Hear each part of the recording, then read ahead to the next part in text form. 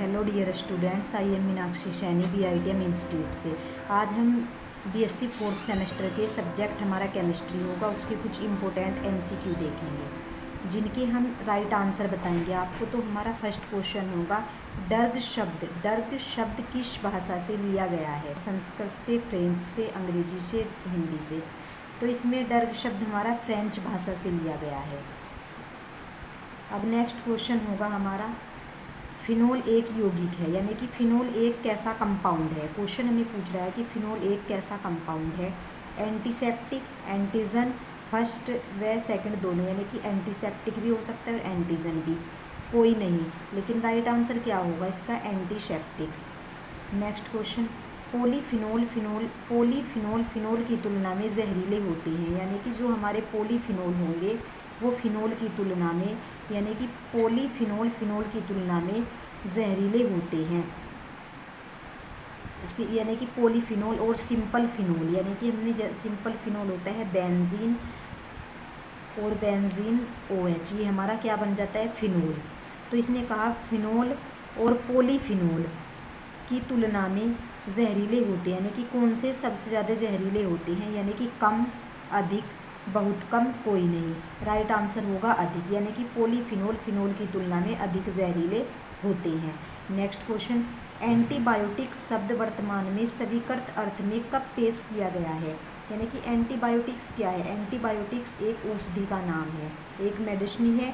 तो कह रहा है कि ये औषधि शब्द, एंटीबायोटिक्स शब्द एक औषधि का नाम एंटीबायोटिक वर्तमान में स्वीकृत अर्थ में, यानी कि कब दिया गया है? यानी कि एक औषधि का नाम एंटीबायोटिक्स कब दिया गया है? तो इसने कुछ सन दिए हैं 1936, 1942, 1980 और सभी। लेकिन राइट आंसर क्या होगा? 1942 में एंटीबायोटिक शब्द वर्तमान में स्वीकृत अर्थ में पेश किया गया है।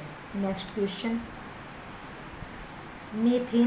मेथेन की संरचना है, यानी कि ये कह रहा है मेथेनीन की संरचना, यानी कि इसने कुछ स्ट्रक्चर शो किए और इस स्ट्रक्चर में से हमें बताना है कि इनमें से मेथेनीन की कौन सी सही संरचना है।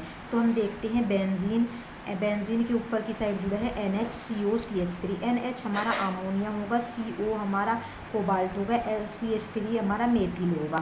फिर CH2 नीचे की साइड है, CH2 जुड़ा हुआ। सेकेंड स्ट्रक्चर है NHCOCH3 और नीचे की साइड OCH3। थर्ड स्ट्रक्चर है बेंजीन NHCOOMG। फोर्थ पे है सभी। लेकिन हमारा राइट आंसर क्या होगा? सेकंड किस लिए होगा? क्योंकि ये बेंजीन है NHCOCH3 और OCH3 इसमें, यानी कि ये O और ये CH3 नीचे की साइड जुड़ा हुआ, तो ये हमारा क्या होगा? मैथेनीन। तो सही स्ट्रक्चर हमारी क्या होगी? ये सेकंड नंबर की है, हमारा सेकंड ऑप्शन राइट होगा। Next question,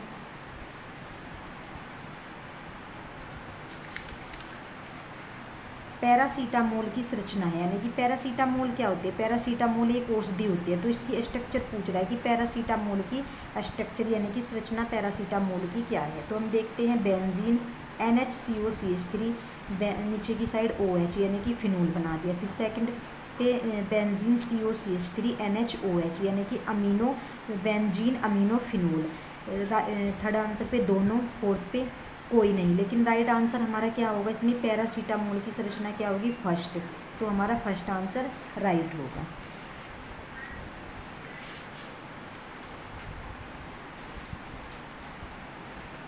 next question, P amino salicylic acid है, यानी कि P अमीनो सिलिसिलिक कैसा एसिड है? यानी कि ये पूछ रहा है कि जो हमारा P अमीनो होता है वो P अमीनो, यानी कि पैरा अमीनो सल्सिलिक कैसा अम्ल है?